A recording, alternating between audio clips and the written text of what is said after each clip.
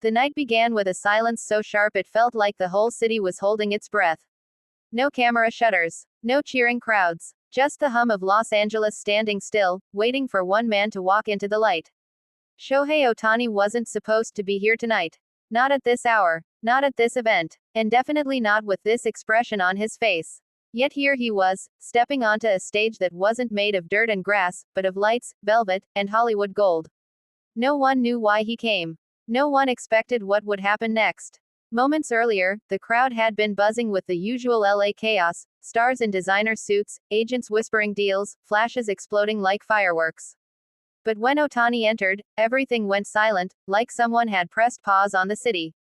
He didn't smile. He didn't wave. He didn't even blink at the cameras. He simply walked forward, calm as a man stepping into a batter's box with the world watching.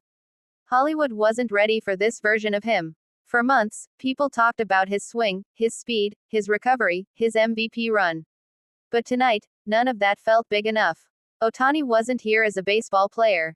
He was here as something else. Something bigger. Something even the entertainment capital of the world didn't have a word for. Fans leaned over the barricades, reaching out as if touching him would grant them luck. Photographers scrambled, losing their minds, trying to capture the moment before it slipped away. He kept walking. To the front. To the mic. To the very edge of expectation. Everyone thought he would say thank you. Or talk about the Dodgers. Or mention baseball, at least once. But he didn't. He looked out over the sea of lights and said something no athlete in recent memory had dared to say in front of Hollywood. I didn't come here to be a baseball icon. I came here to be more. A ripple went through the crowd, shock, confusion, awe. Producers stopped whispering. Actors turned their heads. Even the people in the back, who were pretending not to care, leaned in. Ohtani continued with a calm intensity that built like a fastball rising out of nowhere. For years, people told me to stay in my lane. Pitch, hit, win games. But I've learned something: dreams don't stay inside fences. A murmur of applause started, then grew, then exploded. He lifted his chin, eyes burning with a new kind of determination. I want to inspire beyond the field. I want to create. I want to build. I want to tell stories, not just with swings, but with actions. With purpose. Hollywood gasped, because they knew exactly what he was saying. He wasn't asking permission. He was announcing his arrival. A filmmaker in the crowd whispered, he's not just an athlete anymore, he's a movement. Another voice added, he's the only person who can walk into Hollywood without acting, and still steal the scene. Ohtani stepped back from the mic, letting the moment breathe. And for a second, for a fragile, perfect second, the world seemed to slow. Because everyone watching understood something extraordinary. This wasn't the story of a baseball star rising. This was the story of a cultural force breaking free. He wasn't chasing Hollywood fame. Hollywood was chasing him. Behind him, the giant screen lit up, not with highlights, not with stats, not with awards, but with a simple message. A new era begins. The crowd erupted, not with polite applause, not with celebrity clapping, but with the kind of roar normally reserved for walk-off home runs in October. Ohtani didn't bask in it. He didn't pose. He simply nodded, stepped away from the spotlight, and walked back toward the shadows, exactly where legends are born.